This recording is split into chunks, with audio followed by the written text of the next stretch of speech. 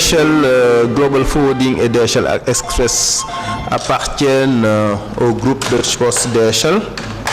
Donc, ce groupe n'a pas que ces deux grandes divisions.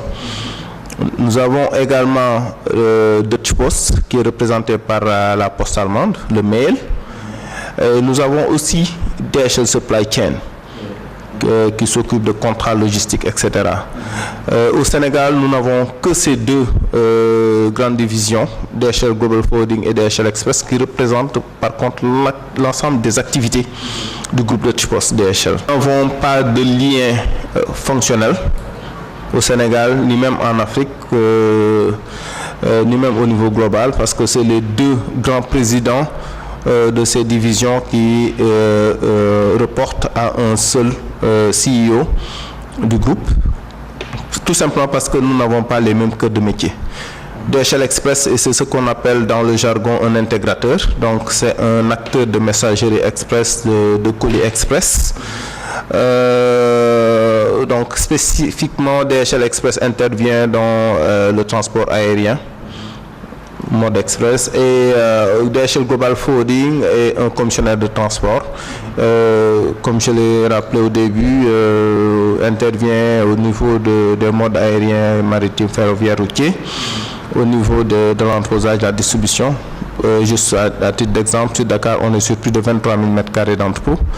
Au niveau aussi des contrats, enfin des projets logistiques que je ne veux pas nommer. En tout cas, au niveau des grands travaux de ce pays, nous avons beaucoup contribué. Alors, vous parlez de la formation. Moi, je pense à l'adéquation formation-emploi. Autant certaines écoles de formation se rapprochent des entreprises pour s'enquérir des besoins et pour moduler leur offre de formation. Autant d'autres écoles se renferment sur elles-mêmes et mettent en place des programmes de formation qui sont un peu décalés des besoins des entreprises. Moi, je suis heureux de voir de plus en plus des professionnels qui interviennent dans l'offre de formation des écoles en tant que consultant, mais ou en tant que conférencier ou également de manière un peu plus intégrée en tant que formateur. Mais le plus important pour moi serait que les écoles approchent ce milieu professionnel pour plus s'enquérir des besoins de formation. Donc ça, c'est en amont, pour mettre en place des programmes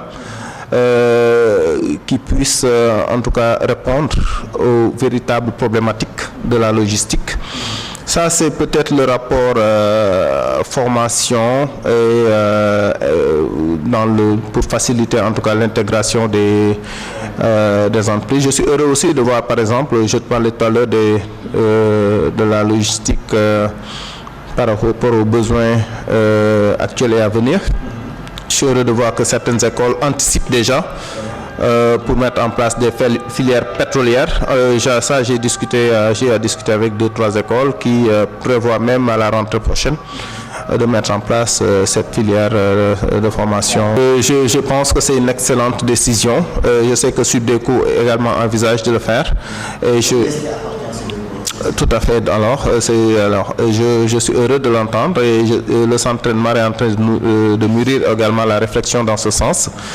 Donc ça démontre de la proximité que ces écoles ont avec le marché de la logistique. Je poserai la question autrement, parce que est-ce que même les logisticiens connaissent la logistique? Parce que moi je vois beaucoup d'étudiants qui sortent des écoles de formation, qui viennent nous voir et qui à chaque fois quand ils nous parlent des opportunités d'emploi, ne nous parlent que d'entreprises de transport, d'entreprises de transitaires et autres. Et on se rend compte que ces étudiants ont un problème d'orientation, parce que la logistique, elle est également intégrée à tous les processus de tous les types d'entreprises. Donc il y a beaucoup d'opportunités et c'est des spécialistes. Les entreprises sont obligées de faire recours à des profanes pour gérer ces processus logistiques. Quand on parle de processus d'achat, c'est des processus logistiques, d'approvisionnement, c'est des processus logistiques, de gestion interne de stock, c'est des processus logistiques. Quand on parle de préparation de commandes, d'expédition, il y a beaucoup d'entreprises, parce que toutes les entreprises achètent ou vendent à l'extérieur, soit au niveau domestique, au niveau à l'international, etc. Et donc, il y a autant d'opportunités logistiques pour tous ces spécialistes qui sortent des écoles, mais qui ne se rendent pas compte parce que tout simplement, ils focalisent sur ces structures de transport, de transit, etc. Naturellement, ça veut dire également que les entreprises ne sont pas trop au courant également de ces offres, de ces spécialistes qui sortent des écoles logistiques et qui sont les mieux, les plus appropriés en tout cas pour occuper ces fonctions en interne.